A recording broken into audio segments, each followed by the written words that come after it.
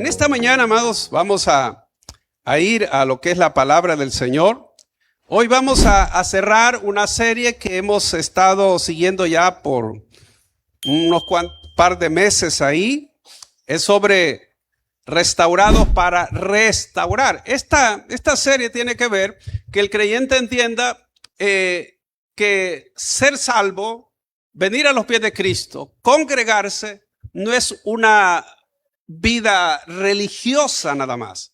Es algo que se debe de vivir, algo que se debe de practicar y algo que todos tenemos que procurar cada día ser mejores creyentes. Entonces, cuando entendemos esto, nos damos cuenta que la vida cristiana es acción. No es una pantalla, no es algo que solo se dice, es algo que se vive. Por lo tanto, restaurados para restaurar, que es hoy el cierre, nos lleva al punto donde todos tenemos que entender qué hago yo en la iglesia. ¿Qué hago yo ahora que soy creyente? ¿Cuál es mi responsabilidad? Entonces, eso es lo que comenzamos el domingo. Es decir, hablando de el propósito de la restauración, el domingo vimos 5 principios y hoy vamos a ver los otros 5. Pero para eso quiero que se ponga de pie, vamos a orar, vamos a decirle a Dios que hable en nuestras vidas y que pongamos nuestro corazón también en la palabra que hoy vamos a escuchar. Padre, gracias te damos. Bendice a tu pueblo, Señor, que se ha congregado en esta mañana. Que esta palabra traiga guía, traiga exhortación, traiga renovación a nuestras vidas, entendimiento de lo que tú esperas de cada uno de nosotros como hijos tuyos. En el nombre de Jesús, bendice a tu pueblo, a cada persona puedas llegar a su necesidad también en esta mañana. En el nombre de Jesús lo pedimos. Amén y amén. Pueden tomar sus asientos, amados. La serie se llama Restaurados para Restaurar y en eso hemos visto varios títulos y en el que vamos a cerrar hoy es el propósito de la restauración. Nuestra iglesia se llama Tabernáculo de Restauración. Entonces, para eso es que tenemos que entender que hay una misión, hay un propósito y hay un llamado que todo creyente tiene y que uno debe de saber por qué está ubicado en el cuerpo de Cristo. Así que el domingo, es decir, hace 15 días, porque el domingo tuvimos invitados, no sé cuántos fueron bendecidos por los invitados del domingo. Entonces, estuvimos hablando hace 15 días que el propósito de la restauración era 5 cosas. Primero, que seamos restaurados a la imagen de Cristo. Es decir, que fuimos salvados para que nosotros nos parezcamos a Jesús. Y para eso hay un propósito. Lo segundo, decíamos que el restaurado debe representar a Cristo. Es decir, debemos de hacer las veces de Cristo en esta tierra. No solo para los pastores, los apóstoles, los evangelistas, no, es para todos. Número 3, el restaurado debe manifestar a Cristo en sus relaciones. Es decir, que las personas me conozcan, que yo soy un creyente, que algo de Cristo tengo en mi vida y que tengo de alguna forma parecerme a Jesús en la manera en que Cristo vivió. Número 4, el restaurador debe también, o el restaurado debe de ser un restaurador. Es decir, alguien que alcanza a otros a Cristo. Ahí está la gran comisión cuando Jesucristo dijo, id y haced discípulos a todas las naciones. También, amados, eso lo ampliamos cuando hablamos sobre esa parte hace 15 días. El número 5, el restaurado debe reflejar el carácter de Cristo. Gálatas 5:22 decíamos que más el fruto del Espíritu es amor, gozo, paz, paciencia, benignidad, bondad, fe, mansedumbre, templanza. Y es donde vemos que tenemos nosotros que tener algo del carácter de Jesús. Y eso es el fruto del Espíritu. Ahora, hay otros 5 principios que nos ayudan a ver en verdad cuál es el propósito de la restauración. Entonces, Número 6, el restaurado tiene un compromiso con el servicio. Y para ello vamos a buscar en nuestra Biblia, si no se lo pone en pantalla, Marcos 10:45, un pasaje, un versículo conocido. Miren lo que dice Marcos. Porque el Hijo del Hombre no vino para ser servido, sino para servir y para dar su vida en rescate por muchos. Recuérdese que a quien tenemos que imitar es a Jesús. Y Jesucristo fue el mejor servidor que jamás haya habido en esta tierra. ¿Sabe por qué? Porque Él dejó los cielos, Él dejó su trono, Él dejó su lugar, se hizo hombre y vivió como los seres humanos para que al final también entregara su vida por los pecados de todos. Entonces Él dijo, yo no he venido a servir, no he venido a ser servido, sino a servir y a dar mi vida en rescate por muchos. Entonces, todo creyente debe de saber que tiene una misión: servir a los demás. Servimos a los demás cuando nos preocupamos, cuando oramos por otras personas, cuando ayudamos a otras personas, cuando animamos a otras personas, cuando consolamos a otras personas, cuando estamos ahí para que las personas sientan, ¿verdad?, que hay un apoyo. Y estamos hablando, amados, en términos primeramente como creyentes y luego como gente que usted tiene familia, tenemos vecinos, tenemos compañeros de trabajo. Es decir, hacer la obra de Jesús, eso tiene que ver precisamente con un servicio que nosotros damos. No necesariamente alguien puede pertenecer a un ministerio dentro de la iglesia, que fuera bueno de hecho, pero tenemos que saber que el ministerio de Jesús no se desarrolló dentro de una iglesia, sino fuera de una iglesia. ¿Ve? Entonces, por eso todos tenemos esa misión de ser un servidor. Y la Biblia nos dice en Juan 12:26, mire lo que Cristo dijo acá. Juan 12:26, si alguno me sirve, sígame. Y donde yo estuviere, allí también estará mi servidor. Si alguno me sirviere, mi Padre le honrará. Entonces notemos acá que todo el que sirve a Jesús va a estar con Él por la eternidad. Note, si alguno me sirve, sígame. Y donde yo estuviere, allí también estará mi servidor. ¿Por qué? Porque ese es el fruto del trabajo de Cristo en esta tierra. Y no solo eso, dice que si alguno me sirviere, mi Padre le honrará. Hay una honra aquí terrenal y hay una honra por la eternidad. Entonces, tenemos que entender que nadie sirve a Dios de gratis. Y óigame, es importante saber que acá nos enseña cómo el creyente está comprometido a ser un servidor, alguien que hace las veces de Cristo en esta tierra. Y óigame, Primera de Pedro 4:10, en la Nueva Traducción Viviente, lo vamos a leer. Mire lo que dice acá. Primera de Pedro 4:10. Cada uno, no, eso no es. Dios, de su gran variedad de dones espirituales, les ha dado un don a cada uno de ustedes. Úsenlos bien para servirse los unos a los otros. Entonces note que todos, dice la Biblia, y eso de hecho 1 Corintios 12:7 dice que a cada uno les he dado un don. A cada uno les he dado manifestación del Espíritu. Y aquí lo confirma el apóstol Pedro.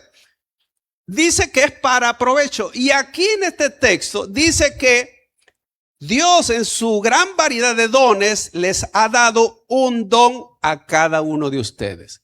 ¿Qué es lo que tenemos que hacer? Úsenlos bien para servirse los unos a los otros. Entonces note, esa es la manera. Es decir que yo sirvo a otros, otros me sirven a mí.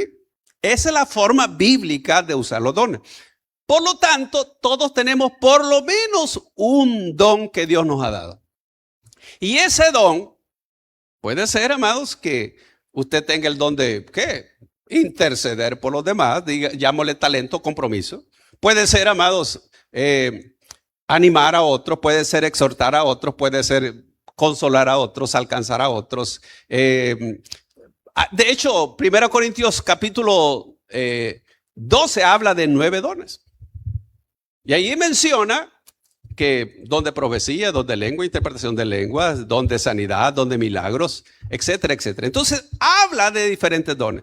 Otras personas a lo mejor tal vez no tienen un don así, pero tiene un talento. Un talento. Entonces, una habilidad que usted tiene, y esa habilidad la puede poner al servicio de Dios. Mire, antes teníamos acá a un hermano que él era bueno sirviendo en la escuela bíblica. Este hombre era bien servicial. Mire, era para aniversarios, para otras actividades, él era bueno para hacer cosas manuales. Entonces, además de servir con los niños, era bueno haciendo ese trabajo, adornando, y podíamos contar con él. Ese era un talento que él tenía. ¿Ve? Entonces, todos tenemos un talento. Ahora, yo le pregunto, ¿qué está haciendo usted con el talento que tiene? Porque ese talento que usted tiene debe de ser puesto en las manos de Dios para servir a otros. Y ahí estamos cumpliendo con el propósito por el cual Dios nos dio ese talento. Dios, óigame, a todos nos dan que sea uno. Llámele don, llámele talentos, todos tenemos por lo menos uno. No me vaya a decir usted en esta mañana, mire pastor, yo no sirvo para nada. Levante la mano si usted es de los que no sirve para nada. Nadie puede decir eso. ¿Por qué? Porque todos tenemos por lo menos un don o un talento. Y eso es que yo debo ponerlo en las manos de Dios y que Dios me use. Ahora la pregunta, ¿usted alguna vez le ha dicho al Señor, Señor, úsame? Pero para que Dios lo use, usted tiene que estar disponible. ¿Ve? Si usted no está disponible, Dios no lo puede usar. Porque usted no le puede decir, Señor, heme aquí, envía a otro Señor, ¿va? No puede hacer eso. Tiene que decir, Señor, aquí estoy, envíame a mí. ¿Ve? ¿Qué tal si usted le dice a Dios, Señor, yo aquí estoy, pero si tú no me envías, pues es porque no quieres, pero yo aquí estoy dispuesto. Solo di, Señor, y yo voy. ¿Ve? Entonces ese es el punto, amado, donde uno debe de entender que tenemos un don. Entonces, si Cristo vino no para ser servido, sino para servir, nosotros como imitadores de Cristo tenemos que hacer lo mismo. Entonces, si Cristo está siendo formado en mí, el servicio dejará de ser una obligación y comenzará a ser una expresión de Cristo en mi vida. Por lo tanto, el servicio no debe de ser algo que usted dice, ay, tengo que servir. No, ¿por qué? Porque lo está haciendo de mala gana. Y el Señor no recibe nada que hagamos de mala gana. Cualquier persona que hace algo de mala gana a usted no le va a parecer lo que la persona está haciendo. Qué bueno es que cuando alguien le sirve a usted lo hace con alegría. Por eso todo servidor en una iglesia tiene que hacer las cosas con alegría, no obligado. Por ejemplo, imagínense, los servidores saben que están comprometidos con el Señor y con la iglesia. Si decimos, tenemos reunión de servidores y no viene, ¿qué está diciendo? A mí no me interesa, o sea, hay que reúnan otros. ¿Qué está diciendo? Entonces, está la fuerza sirviendo. Y eso Dios no lo recibe con ganas. No lo recibe. ¿Por qué? Porque en el Salmo 100 dice, servid a Jehová con alegría. Y de hecho, cuando usted lee allá en capítulo 28 de Deuteronomio, dice, por cuánto no serviste a Jehová con alegría. Y ahí viene, amados, que Dios los castigó por eso. Léalo usted, está en Deuteronomio 28, donde están las maldiciones. Entonces, ¿por qué? Cuando alguien no hace lo que debe de hacer con alegría, entonces Dios no lo recibe. ¿Ve? Entonces, así que este es amados, el principio número 6, respecto cuál es el propósito por el cual el Señor nos restauró. Número 7, el restaurado entiende que pertenece a Cristo. Y esto es algo que, oiga, tenemos que grabarlo bien en nuestro corazón. 1 Corintios 6, 19 al 20. Mire lo que dice la palabra del Señor. ¿O ignoráis que vuestro cuerpo es templo del Espíritu Santo, el cual está en vosotros, el cual tenéis de Dios y que no sois vuestros? ¿Qué significa no sois vuestros? Que no somos dueños de nuestro cuerpo. A eso se refiere. Usted y yo, dice, no somos dueños. ¿Y por qué? Bueno, primero dice que somos templo del Espíritu. Segundo dice que no somos de nosotros mismos. Ahora, esto lo confirma el versículo siguiente. No te dice, porque habéis sido comprados por precio. Glorificad pues a Dios en vuestro cuerpo y en vuestro espíritu, los cuales son de Dios. ¿Qué le parece? Entonces primero fuimos comprados. A Jesucristo le costó su sangre.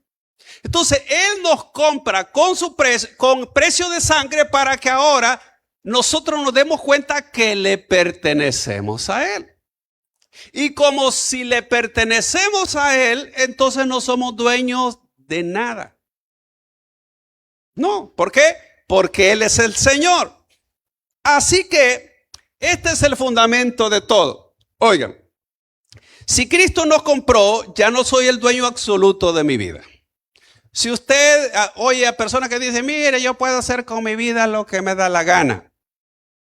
No, si tu vida es prestada, papito, no eres dueño. Cuando Dios quiere te la quita y no puede, aunque diga que no puede. ¿Ve? Entonces, mi cuerpo le pertenece al Señor. Mi tiempo le pertenece al Señor. Mis talentos le pertenecen. Mi profesión le pertenece. Mi fuerza le pertenece. Mis recursos le pertenecen. Y también mi dinero le pertenece. Entonces, ¿por qué nos apropiamos de lo que no es nuestro? Eso es lo que no hemos entendido muchos creyentes. Bueno, uno dice, Cristo vive en mí. Dios dice, pues es que se te note de verdad. ¿Sí o no? Mi vida es tuya, Señor. Dios dice que no sea mentiroso, por si vos no querés hacer caso, no obedeces. Entonces, el problema de muchos creyentes es que quieren que Cristo sea el Señor de su vida, pero no quieren que sea el Señor de sus recursos. Ese es el punto. Pero la restauración comienza cuando dejamos de decir, esto es mío, y comenzamos a decir, Señor, si quieres que haga con lo que, o qué quieres que haga, Señor, con lo que me has confiado. Eso, ahí cambia el asunto, ¿ve?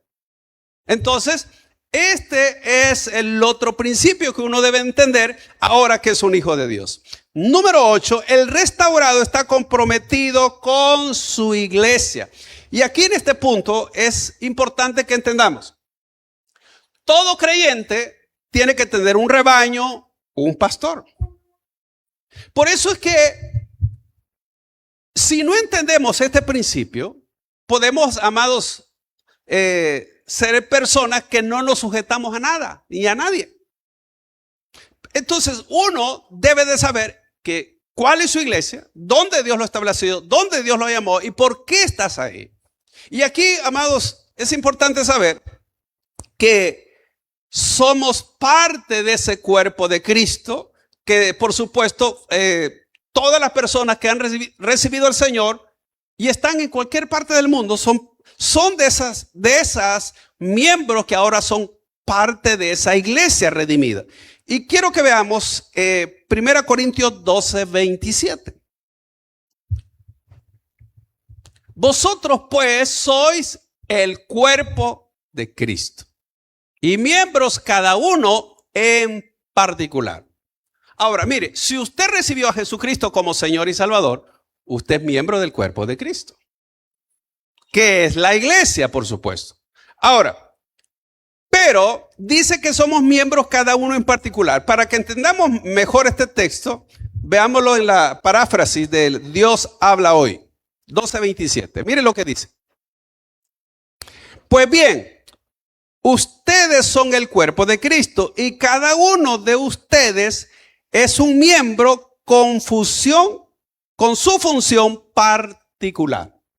En otras palabras, Dios nos coloca en el cuerpo, es decir, en la iglesia, y hay una función particular. ¿Ve? Por ejemplo, todos tenemos nuestros miembros, nuestros órganos, y cada uno tiene una función particular.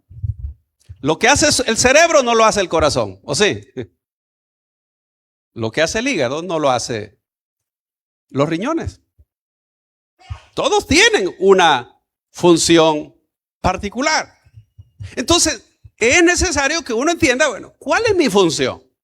Cuando usted sabe cuál es su función, hace lo que le toca hacer. ¿Ve?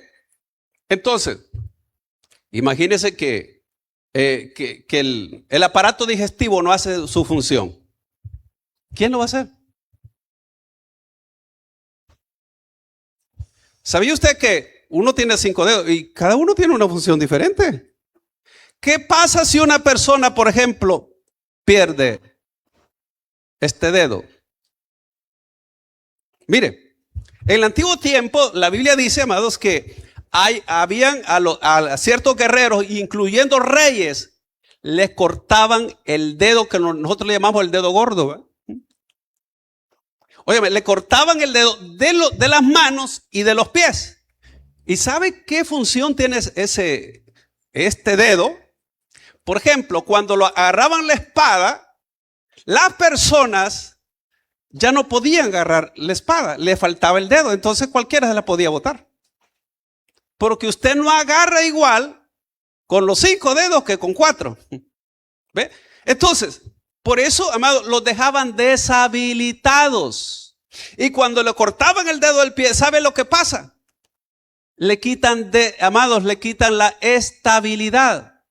Alguien no puede correr y pararse bien si le falta el dedo gordo. Y uno puede decir, ¿un dedo? Sí, claro, un dedo. Entonces note cuán importante es la función de este dedo. Por eso es que el creyente debe de saber que tiene una función. Ahora, ¿qué tiene que hacer el miembro del cuerpo de Cristo? Desempeñar la función que le toca hacer. Si a usted, por ejemplo, tuviera un problema con el pie derecho, ¿qué le pasa al izquierdo? Lo sobrecarga. Usa, por ejemplo, puede usar muleta. Alguien puede usar una muleta, pero quien paga el precio por el otro es el otro pie. Porque no está haciendo su función. Entonces, por eso es importante, amados, que entendamos acá que el creyente debe desempeñar la función. Entonces, viene la pregunta que yo le hago esta mañana. ¿Cuál es la función suya dentro del cuerpo de Cristo? ¿Ya le preguntó usted al Señor? ¿Cuál es esa función? Entonces, una persona que ha sido restaurada no puede solamente preguntar, ¿qué puede hacer la iglesia por mí? Sino, ¿qué puedo hacer yo por la iglesia? Ese es el punto. ¿Ve? ¿Qué puedo hacer yo por la obra del Señor? El restaurado deja de ser un espectador y se convierte en un participante. Así que, amados, somos participantes. El restaurado dice, voy a congregarme, voy a servir, voy a orar, voy a evangelizar, voy a ayudar, voy a sostener la obra de Dios, voy a cuidar la unidad del cuerpo de Cristo. Eso es lo que hace el restaurado. ¿Ve? Sabe que tiene una función. Por lo tanto, amados, cuando Cristo nos restaura, también restaura nuestro sentido de pertenencia. Por lo cual, todo creyente debe decir, bueno, esta es mi iglesia, ese es mi lugar. Y usted sabe que ahí Dios lo plantó. Y ahí tiene que echar raíces y ahí tiene que crecer. Y ahí debe de servir y de ahí debe, amados, saber que Dios tiene un propósito para su vida. Así que vamos al número 9, principio número 9. El restaurado cambia su relación con la finanza. Óigame bien. Mire, cuando nosotros no conocíamos a Jesús, manejábamos nuestra vida, nuestra finanza como nos parecía. Pero ahora que somos de Cristo, tenemos que entender que todo le pertenece a Él.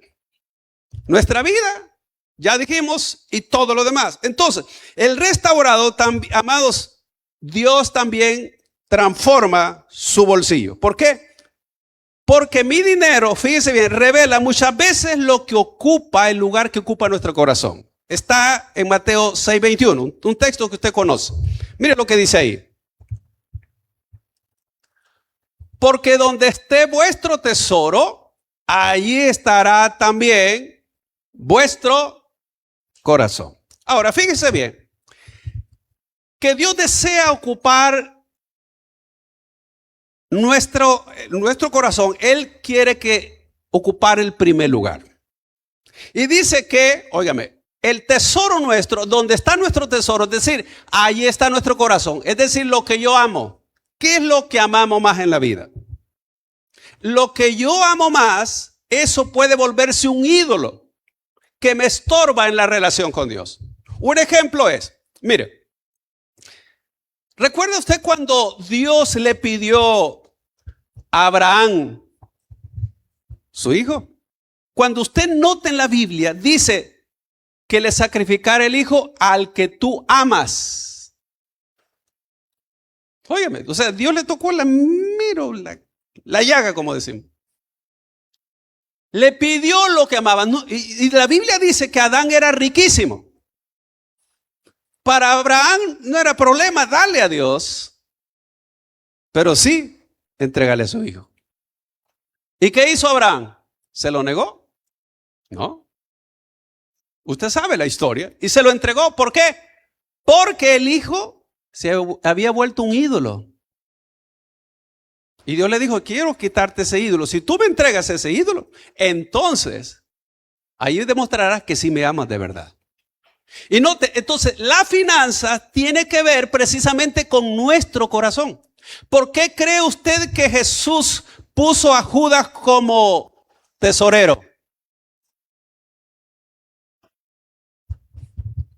Porque Dios tenía que probar el corazón de Judas.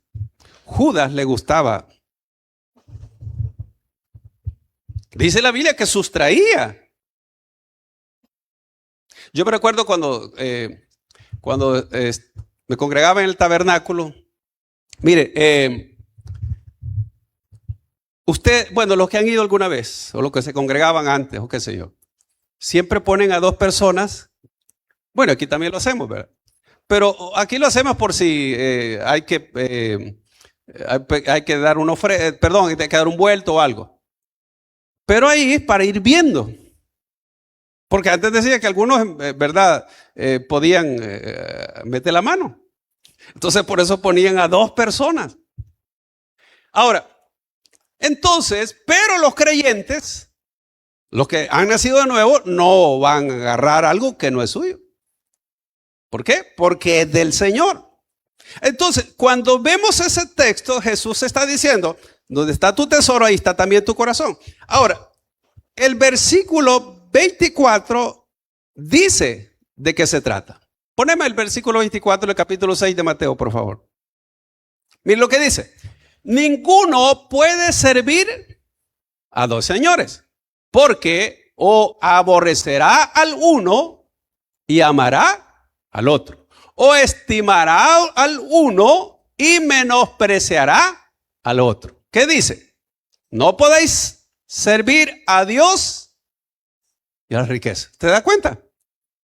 Entonces, lo que Jesús está diciendo aquí, mira, tienes que saber quién ocupa el primer lugar en tu corazón. Si es el dinero o es Dios. Cuando es el dinero, entonces andamos buscando siempre una justificación para no darle a Dios ni dar a la obra de Dios. Estamos bien buscando quién está de acuerdo con lo que yo creo y no con lo que Dios dice. Ese es el punto, amados, donde hay creyentes que no han entendido de qué se trata. El restaurado entiende que el dinero, amados, no es su Señor, sino Jesucristo. ¿Ve? Porque ahí dice que o ama a uno o aborrece al otro. Y claramente Jesús está diciendo de la riqueza. No podéis amar a Dios, dice, y la riqueza. Entonces, el restaurado sabe que la iglesia necesita recursos para cumplir su misión. Cualquier iglesia. Aquí, en la China, donde sea. Toda iglesia necesita mantenimiento, hay ministerios, hay formación, hay proyectos, hay necesidades. Y entonces, cuando yo contribuyo, cuando hago mi parte, entonces entiendo que yo soy útil a la obra de Dios y quiero que la obra continúe hacia adelante. Fíjese, amado, que después de la pandemia hay iglesias que cerraron. Porque como hay gente que dejó de congregarse, otros se lo llevó el Señor. Y entonces ya no alcanzaban algunos a pagar alquileres. Y eso es bien difícil. Cuando la iglesia tiene que cerrar porque ya no hay. ¿Ve? Entonces eso sí es lamentable. Mire, amado, por eso en el Nuevo Testamento encontramos nosotros ciertos principios acerca de la generosidad y de apartar sistemáticamente para la obra de Dios. Solo le menciono para recordarle. 1 Corintios 16:2 dice: cada primer día de la semana, cada uno de vosotros ponga aparte algo según haya prosperado. Entonces, ¿qué está diciendo la Escritura? Que según yo reciba, así yo tengo que apartar algo. Pero óigame, si usted dice, bueno, fíjese que recibí tanto, pero esto es para el agua, esto es para la luz, esto es para la comida, para el pasaje, esto es para esto, para el internet, para el teléfono, para el chucho. Entonces, ya no me alcanzó, ni siquiera me alcanzó para. Entonces, por eso es que hay personas que no le dan a Dios porque el principio lo hacen al revés. Bíblicamente, primero es Dios y después esto, después esto. ¿Sabe qué?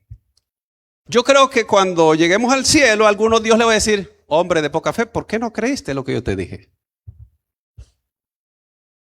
Mire, amado, no da al que gana bastante, da al que tiene un corazón agradecido con Dios. Le digo porque yo conozco personas de acá de la iglesia que dan, amados, su diezmo no es porque es poco, a lo mejor los ingresos, y de acuerdo a eso dan, pero entonces no tiene que ver tanto con la cantidad que gano. Entonces Dios mira mi corazón. Y óigame, un ejemplo que encontramos nosotros es de aquella viuda que dio 2 monedas. Que era como centavos. Pero Jesús dijo, alabó a esa viuda porque dice que dio todo lo que tenía. Ahora, ¿a dónde lo entregó? ¿Verdad que no se lo entregó al Señor? Físicamente. Lo entregó en el templo. ¿Y quiénes eran los que recibían el dinero? Los fariseos, los religiosos, los sacerdotes. Pero Jesús alabó a esa mujer. No se acercó y le dijo, mira, toma hambre, te voy a dar más. No. Jesús alabó a la mujer porque Dios dice todo su sustento. ¿Y sabe qué pasó con los demás? Dice que daban de lo que les sobraba. Entonces note, a Dios no se le da por si me sobra. Si me sobra, entonces quiere decir que Dios no ocupa el primer lugar. Por eso fue que mire, la Biblia tiene un detalle específico de hablar de personas. El joven rico, por ejemplo. ¿Por qué cree que no siguió al Señor? Porque amaba más al dinero.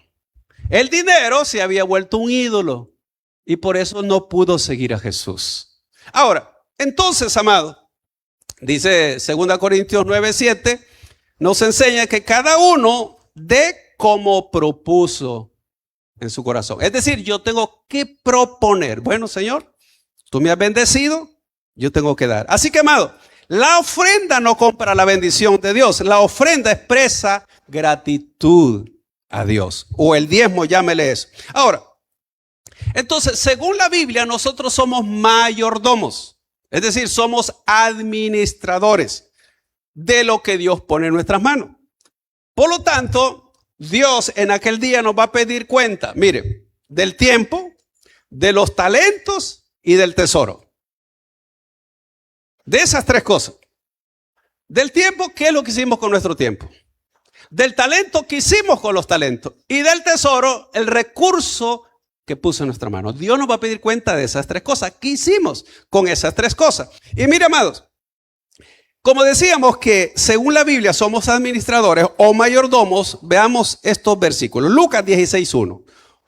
Por tiempo no le doy detalle, pero mire lo que dice aquí. Dijo también a sus discípulos, oiga, había un hombre rico que tenía un mayordomo. Este hombre rico representa a Dios. Oiga, el mayordomo habla de las personas, de cualquier persona que Dios le pone recursos en sus manos. Pero mire, dice, y este fue acusado ante él como disipador de sus bienes. ¿Por qué disipaba los bienes? ¿De quién eran los bienes? No era del mayordomo, era del hombre rico. Y ya les dije que el hombre rico representa a Dios. Ahora, usted puede leer en detalle ese texto en su casa, pero fíjese lo que dice el versículo 10, 11 y 12. Mire lo que dice el 10. El que es fiel en lo que muy poco, también en lo más es fiel. Y el que en lo muy poco es injusto, también en lo más es injusto. ¿Se da cuenta que Jesús está hablando del dinero? Oye, mire, ¿cómo se lo explico? Si alguien, por ejemplo, cuando gana poquito es fiel, cuando gana mucho también es fiel. Pero si alguien cuando gana poquito no es fiel, cuando gane mucho peor. Y mire, ¿cómo son las cosas? Porque cuando gana poquito es que gano muy poquito y cuando gana mucho es que gano mucho. Es mucho el diezmo. Entonces ese es el problema.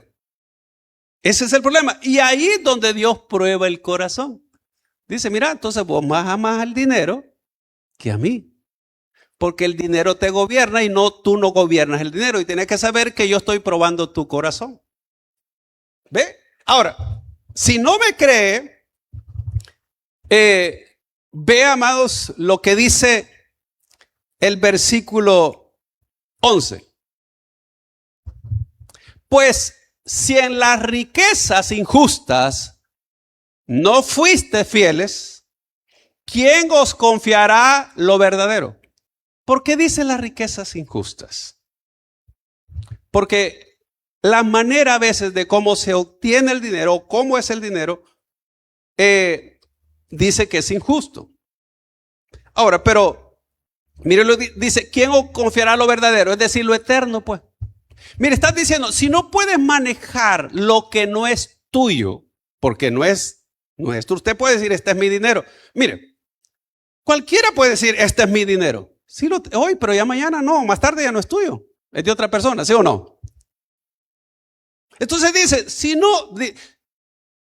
si tú no puedes, dice, si en las riquezas injustas no fuiste fiel, es decir, con aquello que Dios puso en tus manos, que sabe que no es tuyo, no fuiste fiel, ¿cómo Dios te va a confiar lo verdadero? Es decir, lo verdadero es lo eterno.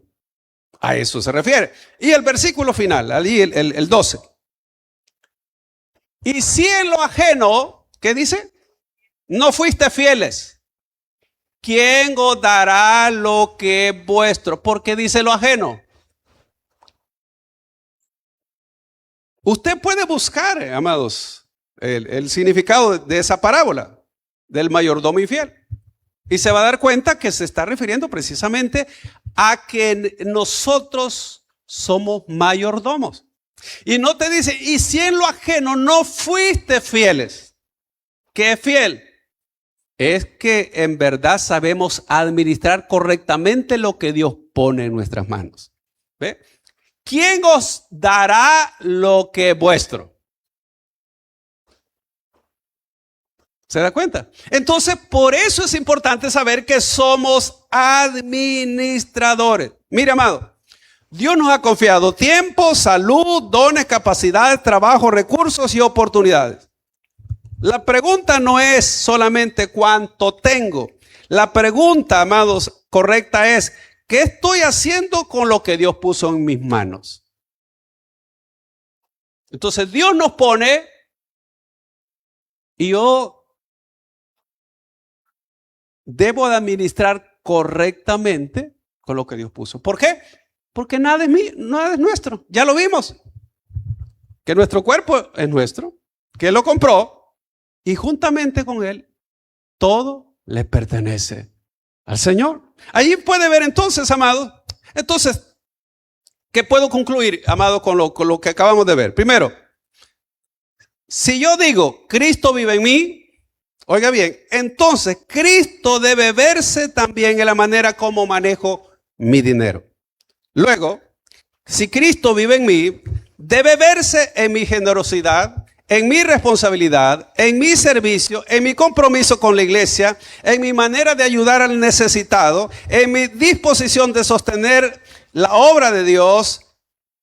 Amado, todo esto.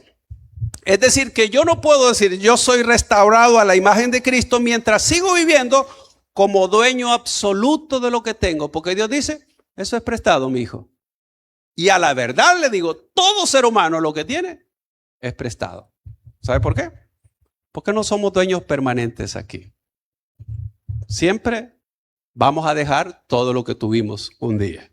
Y eso es para que Dios nos haga ver que en esta vida vamos de paso.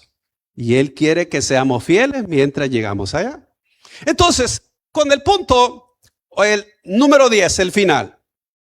Oigan, Dios desea que nosotros y nuestros hijos seamos restauradores. Con esto finalizo. Isaías 58, 12. Isaías 58, 12. Mire lo que dice ahí. Y los tuyos edificarán las ruinas antiguas. Los cimientos de generación y generación levantarás. Y será llamado reparador de portillos, restaurador de calzada para habitar. Cuando la escritura dice ahí, óigame, que los tuyos, es decir, los que nacen de uno, llámese nuestros hijos, nietos, tataranietos, etcétera, etcétera, etcétera. Significa que el deseo de Dios es que todos, tanto nosotros como las generaciones nuestras, hagan una labor de restauración. Cuando menciona aquí restauración, restaurador de portillos, y note la expresión que dice, note lo que dice, edificarán las ruinas antiguas, cimientos de generación y generación levantarás. Entonces no se refiere a construcciones físicas.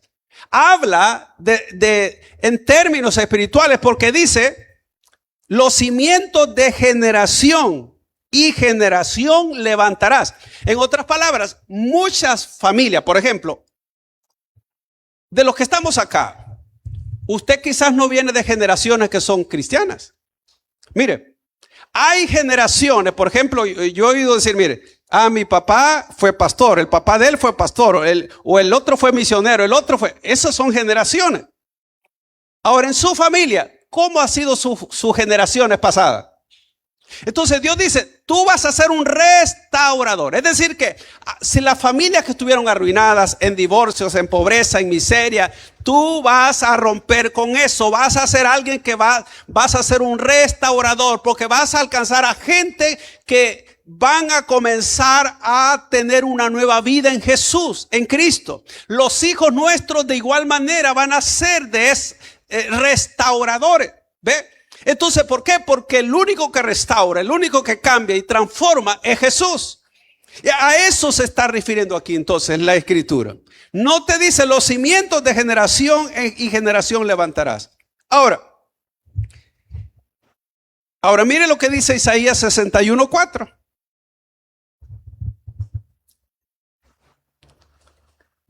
Reedificarán las ruinas antiguas. Y levantarás los asolamientos primeros y restaurarán las ciudades arruinadas, los escombros, ¿qué dice? De muchas generaciones.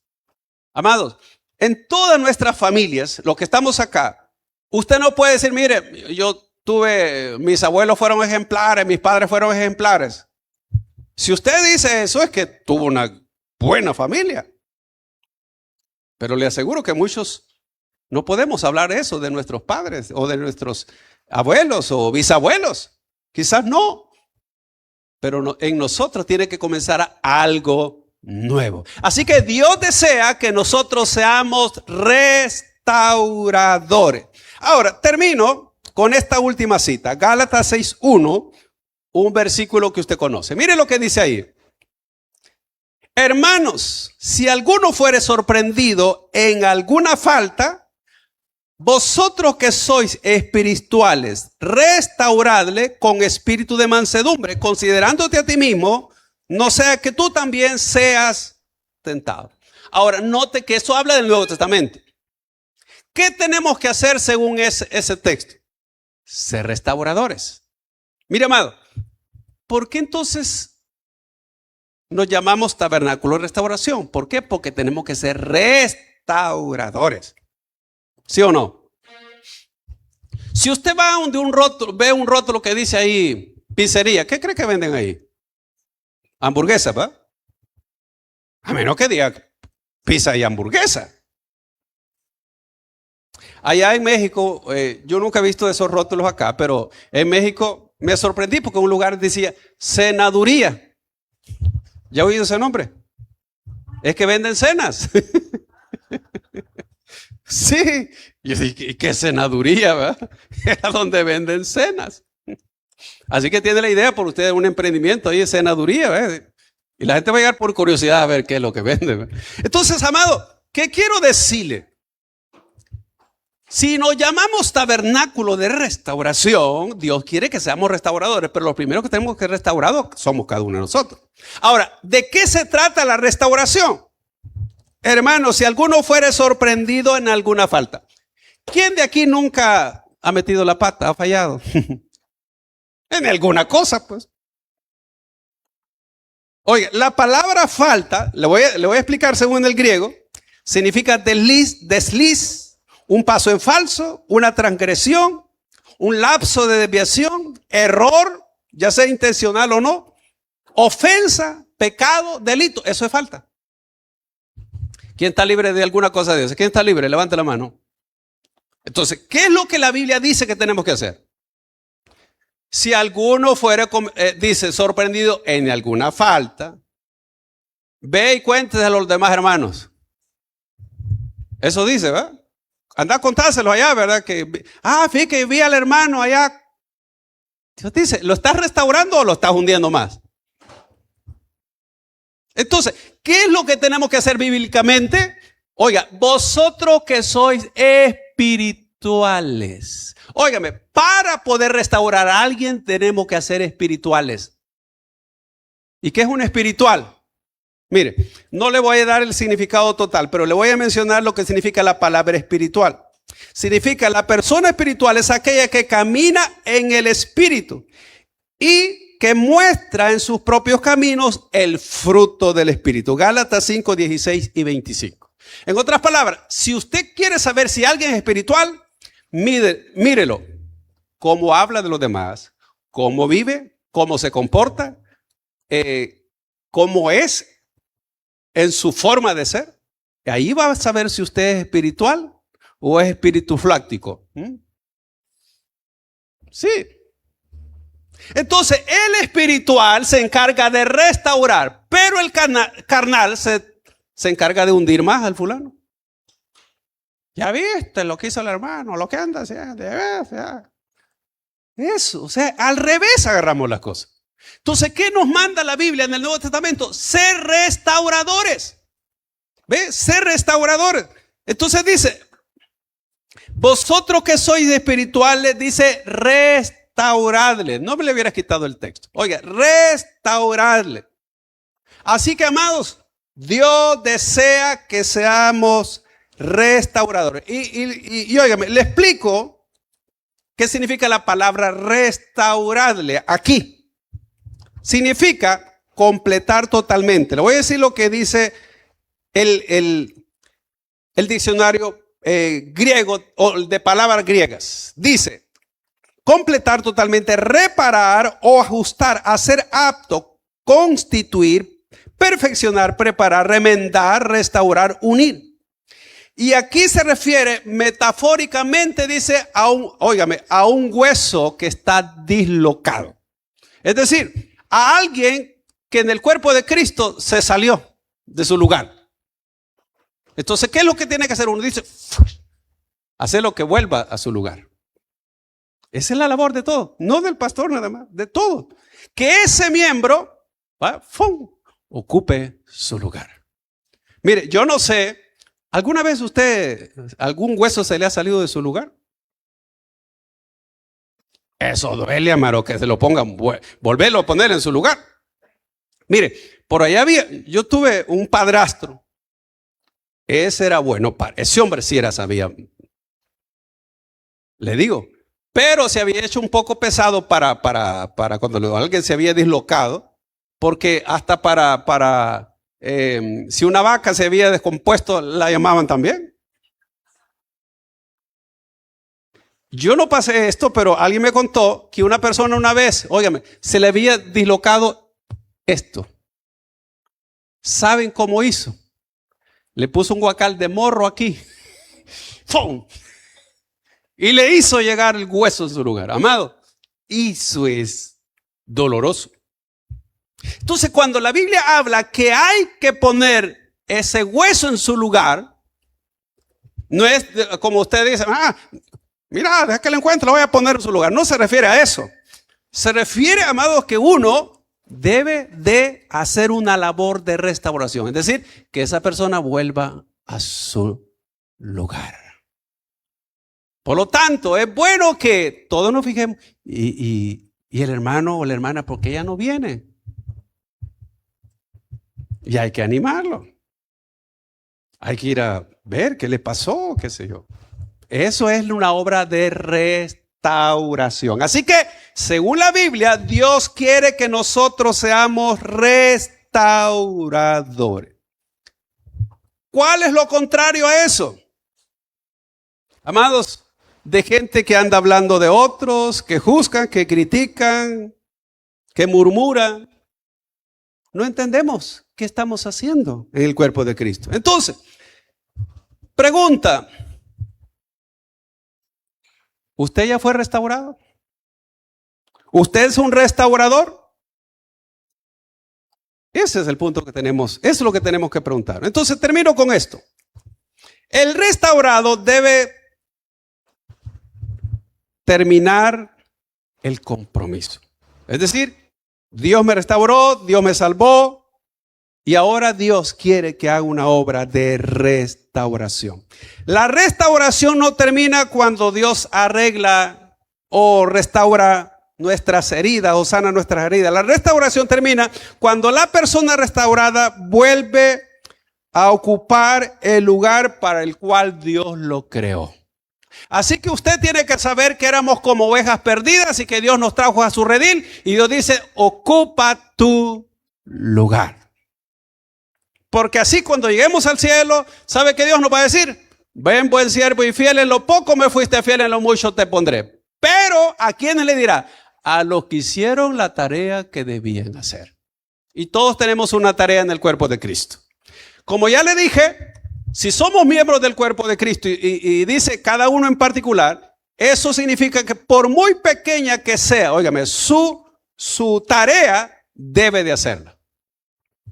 Porque como mencionaba en el primer servicio, ¿usted cree que las orejas las tenemos de balde? ¿Qué le parece si fuéramos sin orejas nosotros? Nos costaría escuchar. Y esa es una obra maestra de Dios.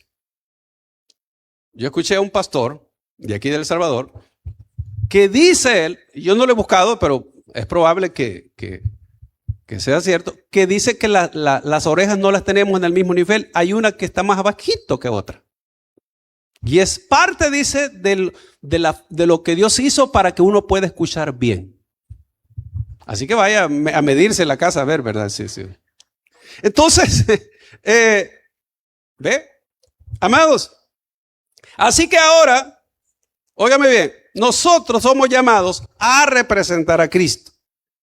Pero representar a Cristo no solamente significa hablar como Cristo significa vivir como Cristo, servir como Cristo, amar como Cristo, dar como Cristo, perdonar como Cristo. Y poner nuestros recursos en las manos de Él. Y al final concluyo. Amados, el restaurado, como vive como Cristo, nuestra vida le pertenece, nuestra familia le pertenece, nuestro servicio le pertenece, nuestros dones le pertenecen, nuestro tiempo le pertenece y nuestros recursos también le pertenecen. Así que Dios no te restauró para que volvieras a ser el mismo, te restauró para que volvieras a representarlo. Y cuando Cristo restaura verdaderamente nuestra imagen, Cristo comienza a verse en todo lo que somos, en todo lo que hacemos y también en todo lo que tenemos. Así que, amados, no se trata de ser un religioso que va un domingo a la iglesia y ya terminó y ya en la semana yo vivo como sea. No. El restaurado tiene un compromiso cada día con Dios porque es un hijo de Dios y que sabe que tiene un gran valor porque fuimos comprados con la sangre preciosa de Jesús. Hemos llegado al final de este mensaje. Si usted no ha recibido a Jesucristo como su Señor y Salvador personal, o usted se ha alejado de los caminos de Dios y desea reconciliarse, yo le hago la invitación para que en esta oportunidad reciba a Cristo. ¿Y cómo lo va a hacer? Repitiendo conmigo la siguiente oración. Señor Jesús, yo te recibo hoy como mi único Salvador personal. Creo que eres Dios, que moriste en la cruz por mis pecados y que resucitaste al tercer día. Me arrepiento, soy pecador. Perdóname, Señor. Doy gracias al Padre por enviar a su Hijo a morir en mi lugar. Gracias, Jesús, por salvar mi alma hoy. Amén. Si usted ha hecho esta oración, yo le invito para que se congregue en una iglesia donde se predique el Evangelio de Jesucristo. Que usted pueda también leer la palabra de Dios para que tenga mayor conocimiento de Él y pueda orar. Orar es platicar con Dios. Y si no, le invitamos a nuestra iglesia en Tabernáculo de Restauración, acá en Soyapango, con nuestros horarios de día domingo, 8 y 10, y día viernes a las 6 de la tarde. Todos serán bienvenidos. Que Dios les bendiga.